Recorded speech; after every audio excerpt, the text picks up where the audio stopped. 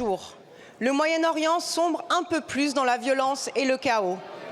Hier, l'UNRWA, l'Agence des Nations Unies pour les réfugiés palestiniens, annonçait qu'elle se voyait contrainte de cesser l'approvisionnement humanitaire transitant par Kerem Shalom, principal point d'accès à la bande de Gaza.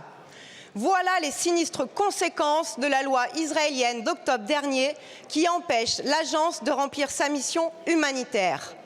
Pourtant, Catherine Colonna, qui occupait votre poste il y a peu, a dirigé une enquête rigoureuse qui bat en brèche la thèse mensongère d'une collusion entre les Nations Unies et le Hamas. Voilà l'honneur de la diplomatie française, introuvable aujourd'hui quand elle invente une immunité à des criminels. Une fois de plus, une fois de trop, le gouvernement génocidaire israélien viole sciemment le droit international en refusant d'assurer la sécurité des checkpoints et des convois humanitaires, laissant le chaos prospérer en alimentant activement cette spirale de destruction et de misère. Aujourd'hui, la bande de Gaza est ravagée par la famine.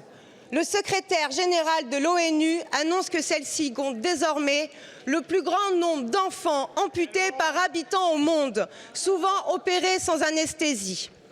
Demain, vous serez renversés.